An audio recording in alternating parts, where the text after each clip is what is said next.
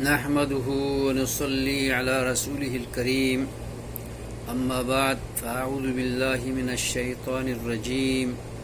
بسم الله الرحمن الرحيم ألف لام ميم ذلك الكتاب لا ريب فيه هدى للمتقين۔ میرے بزرگوں، بھائیوں، دوستوں، بیٹوں، ماؤں، بہنوں اور میری بیٹیوں، السلام علیکم ورحمۃ اللہ وبرکاتہ۔ یوٹیوب کے توسط سے اجالا چاندنی امید اسلامک چینل سے میں آپ سے مخاطب ہوں۔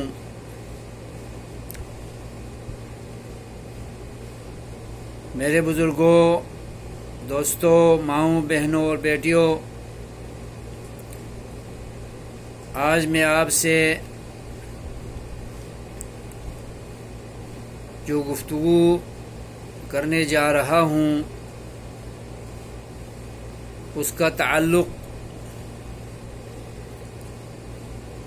میرے اور آپ کے رہبر و رہنما حضرت محمد رسول اللہ صلی اللہ تعالی علیہ وآلہ وسلم کے جملہ فرامین کے معنی مفہوم کے اعتبار سے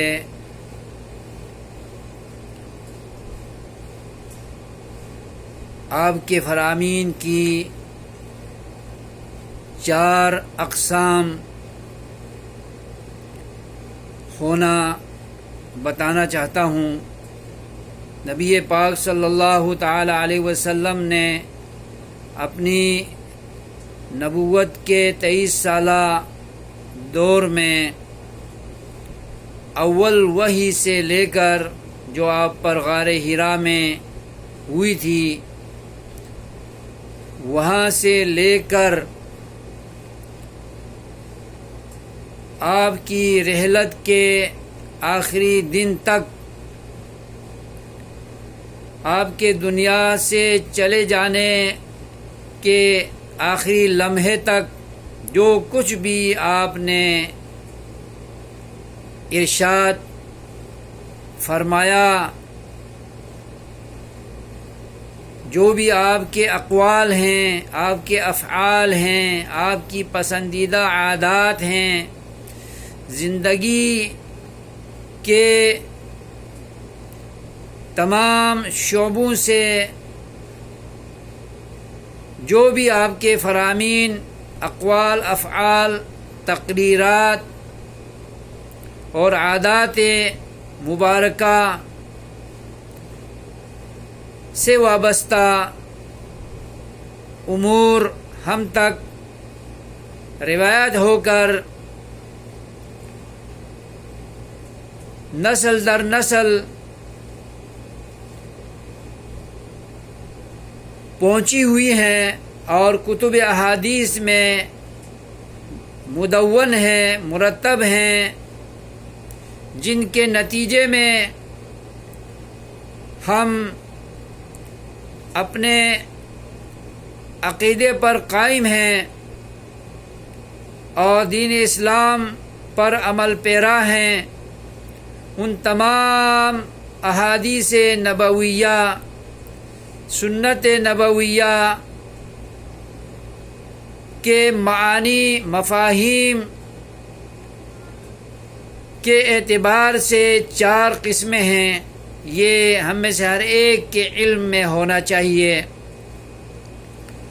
نمبر 1، احادیث مبارکہ نبویہ میں سے ایک قسم وہ ہے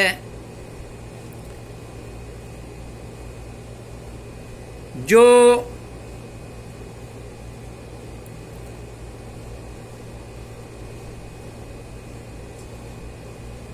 مفسرہ کہلاتی ہیں، یعنی قرآن کریم کی آیات کی تشریح کرنے والی احادیث ہیں، انہیں احادیث مفسرہ کہا جاتا ہے۔ اور دوسرے نمبر پر وہ احادیث ہیں جن کو احادیث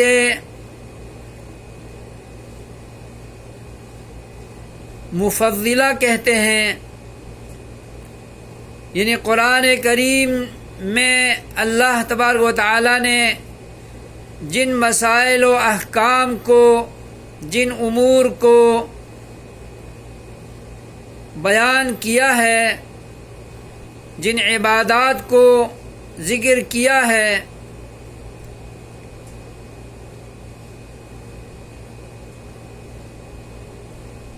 ان عبادات، معاملات اور نیک اعمال، حسنات، تقوی کے پہلو جات، اللہ کی رضا کے جملہ امور جن کی اللہ نے فضیلت بیان کی ہے، جن کو کرنے سے اجر و ثواب جس قدر ملنا، دیا جانا مطلوب ہے،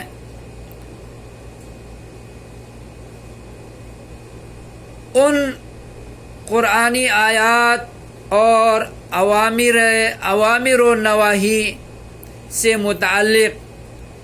جو احادیث نبویہ میں فضیلتیں منقول ہیں، مذکور ہیں، بیان ہیں،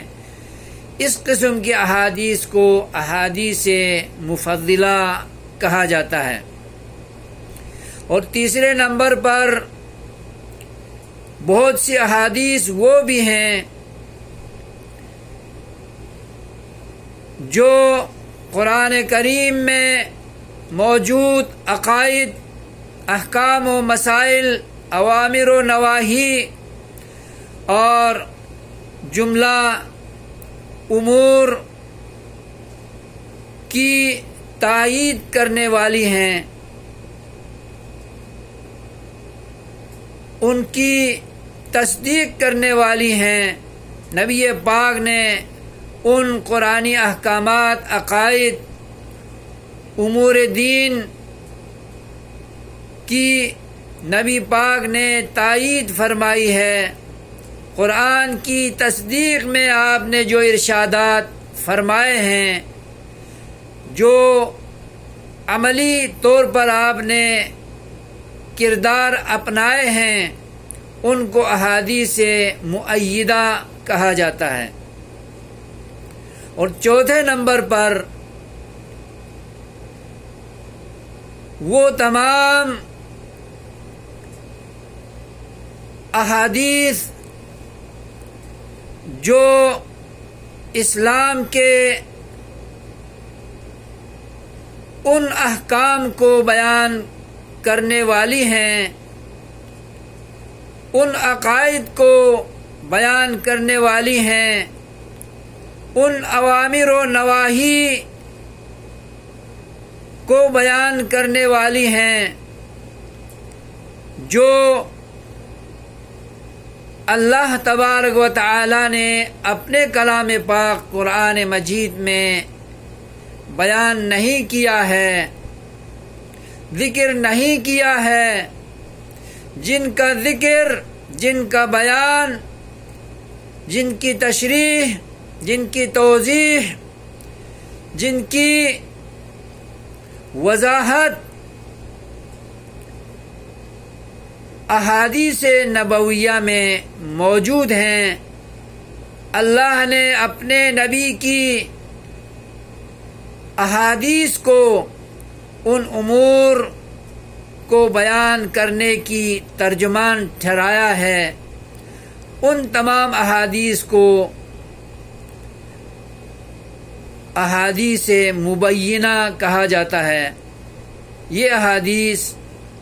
قرآن کے ان احکامات کو بیان کرنے والی احادیث ہیں جو احکامات اللہ تبارک و تعالی نے قرآن کریم میں بیان نہیں کیے ہیں، نبی کی ذمہ داری میں، ڈیوٹی میں ڈالی ہیں، نبی کی زبان سے، نبی کے افعال سے، نبی کی عادات سے اور نبی کے ارشادات سے ان احکام و مسائل کو بیان فرمایا ہے، بیان کروایا ہے، اور اللہ نے ان کو قرآن کے اندر بیان نہیں کیا ہے۔ بہت سارے امور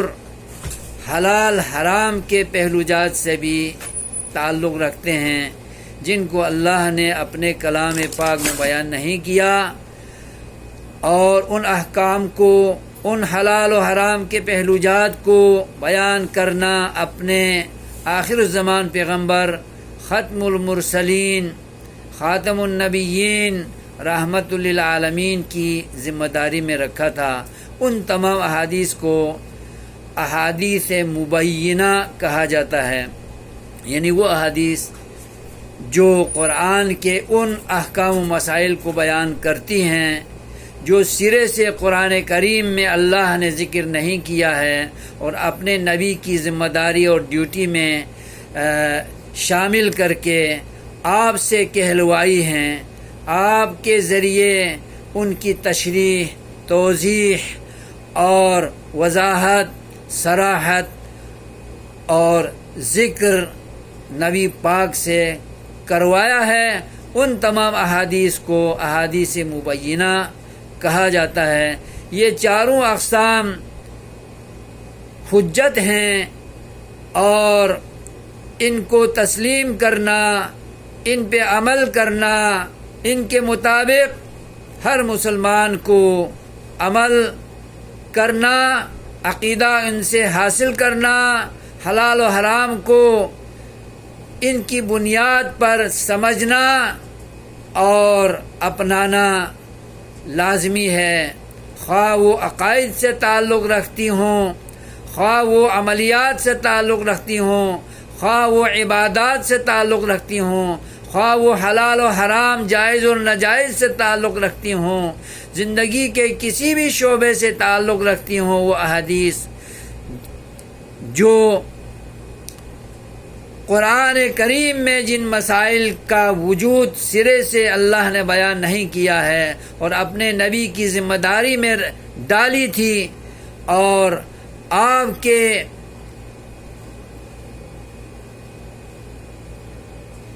آپ کی زبان سے کہلوانا، آپ کے فرامین کے ذریعے ان کی تبیین اور ان کا ذکر کرنا اور کرانا ٹھہرایا ہو تو ان تمام احادیث کو احادیث مبینہ کہا جاتا ہے۔ چاروں اقسام احادیث ہمارے لیے حجت ہیں، ان کو تسلیم کیے بغیر ہمارا دین مکمل نہیں ہے، ہمارا ایمان بھی مکمل نہیں ہے، کیونکہ اللہ فرماتا ہے من یطع الرسول فقد اطاع اللہ، جو مسلمان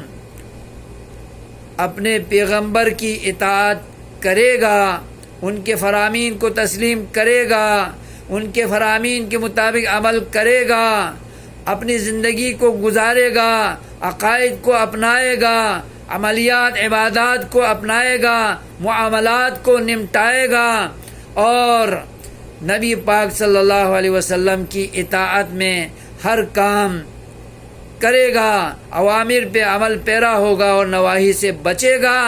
تب جا کر ہمارا ایمان مکمل ہوتا ہے۔ ایمان بالرسل کے پہلو میں سے ایمان بخاتم النبیین مکمل ہوتا ہے، ورنہ ہمارا ایمان ناقص رہے گا۔ من یطع الرسول فقد اطاع اللہ، حقیقت میں جو پیغمبر کی اطاعت کرتا ہے، جو پیغمبر کی باتوں کو مانتا ہے، ان کے فرامین کو حجت تسلیم کرتا ہے، قابل اطاعت و اتباع سمجھتا ہے اور اس پہ چلتا ہے، تب جا کر اطاع اللہ وجود میں آتا ہے، یعنی اللہ کی اطاعت رسول کی اطاعت میں ہے۔ میرے مسلمان بھائیوں، بزرگوں، ماؤں، بہنوں اور بیٹیوں، ہمیں اللہ کے قرآن پر عمل کرنے کے ساتھ ساتھ اس کے بھیجے ہوئے ختم المرسلین حضرت محمد رسول اللہ صلی اللہ علیہ وسلم کی جملہ احادیث پر بھی عمل پیرا ہونا لازمی ہے۔ اور لا الہ الا اللہ محمد الرسول اللہ کا مطلب یہی ہے کہ ہم نے اللہ کو خالق، مالک، رازق، معبود و مسجود، مشکل کشا، حاجت روا ماننے کے ساتھ ساتھ محمد الرسول اللہ صلی اللہ علیہ وسلم کو قابل اطاعت اور لائق اتباع پیغمبر جان کر ان کی جملہ فرمودات پر عمل پیرا ہونا ہے۔ جب جا کر ان دو کلمے کے اجزاء سے ہمارا اسلام، ہمارا ایمان مکمل ہوتا ہے۔ اللہ تعالی ہمیں ان فرامین کو، ان احکام و مسائل کو، عقائد کو، جملہ احادیث نبویہ کے مفاہیم و مطالب اور مقاصد کے مطابق 4 اقسام کو جان کر ان پر عمل پیرا ہونے کی توفیق خیر عطا فرمائے۔ آمین یا رب العالمین۔ والصلاۃ والسلام علی رسول اللہ